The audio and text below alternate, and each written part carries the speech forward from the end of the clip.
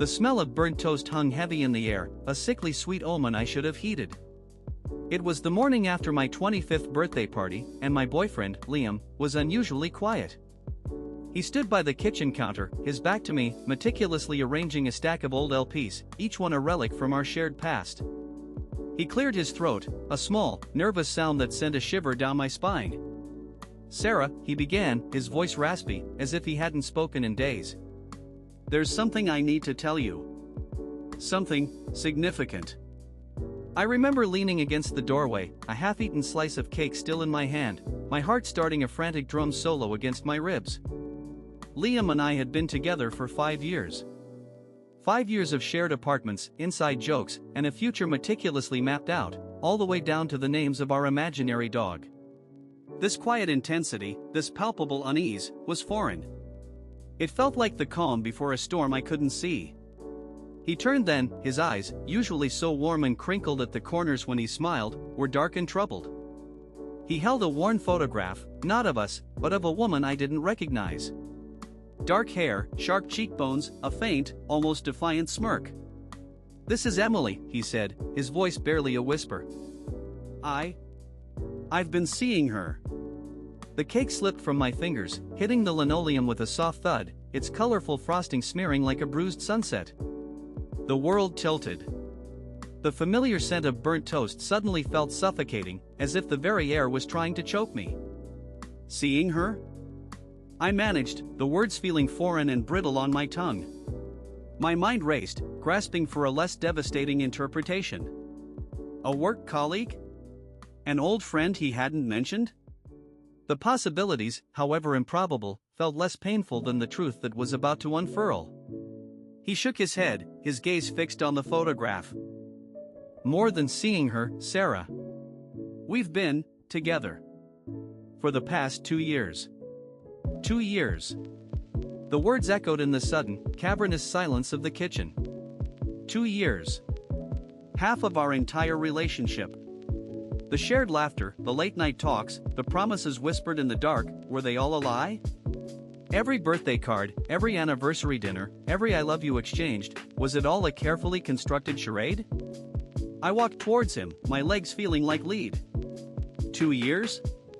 My voice was flat, devoid of emotion, a strange numbness washing over me. "Liam, what are you talking about? Who is she?" He finally met my eyes, and the raw pain there was almost more than I could bear. "Almost. She's my wife, Sarah." The world didn't just tilt then. It shattered. It imploded. The sound of glass breaking, though not audible, was deafening in my head. Wife. The word was a foreign language, a cruel twist of fate that rendered everything I knew meaningless. My Liam, the man I was planning a wedding with, the man I had trusted with every fiber of my being, was married. To someone else. "Your wife?" The question was a choked gasp. I remember looking around the kitchen, the familiar posters on the fridge, the chipped mug I always used for my morning coffee, all of it suddenly alien, a backdrop to this grotesque unveiling. "But we were getting married. You proposed." He flinched at the word proposed. I know. And I'm so sorry. I never meant for this to happen. It was a mistake. A terrible mistake." His voice cracked. He looked like a lost boy, not the man I thought I knew. "A mistake?" I laughed, a harsh, humorless sound. "Liam, you've been married for how long? And you're telling me this is a mistake?" Tears finally started to prick my eyes, hot and angry. "How long have you been married to her?" 3 years, he mumbled, his voice barely audible. "We got married just before I met you." 3 years. The entirety of our relationship. The foundation upon which I had built my entire future was built on sand, and a hurricane had just ripped through it. I remembered the first time he'd met my parents. The way he'd held my hand during a scary movie. The time he'd stayed up all night with me when I was sick, making me soup and reading to me. Were all these acts of tenderness a performance? A meticulously crafted lie to keep his secrets? So, you lied to me, I stated, the words colder than I expected. Every single day. Every single moment.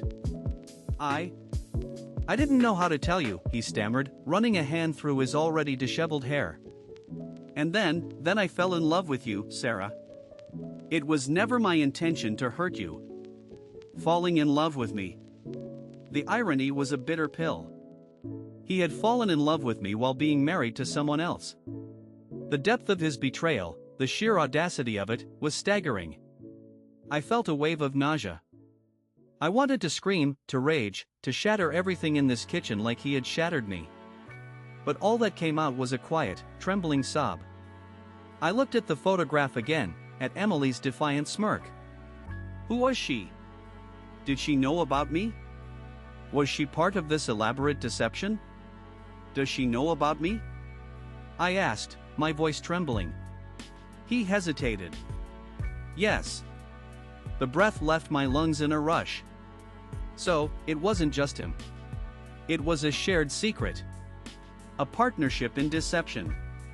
I felt a profound sense of disgust. Not just for him, but for myself, for being so blind, so utterly naive. I turned away from him, walking towards the living room, the spilled cake a forgotten mess on the floor. The birthday decorations, the balloons, the remnants of what was supposed to be a celebration, now mocked me. I sat on the couch, my body shaking. The shock was starting to wear off, replaced by a deep, aching emptiness. He followed me, his steps slow and hesitant. Sarah, please. I'm so sorry. I'll leave her. I'll do anything. I looked at him, at the pleading in his eyes, the desperation. And for a fleeting moment, I saw the man I had loved. But then I saw the lie, the years of deception, the two lives he had been meticulously juggling. The man I loved was a phantom. A beautiful illusion. And the confession, the one he thought would bring relief, had only brought devastation. I stood up, my voice firm, the numbness finally giving way to a steely resolve. Liam, I said, looking him directly in the eye. Get out. And don't ever contact me again. Ever. The confession changed everything. It didn't just end a relationship, it obliterated a reality. It forced me to confront the fragility of trust, the deceptive nature of appearances, and the brutal truth that sometimes, the most painful revelations come from the people we love the most. The smell of burnt toast still lingered, a constant reminder of that morning, the morning my world came crashing down, and I began the arduous process of picking up the pieces.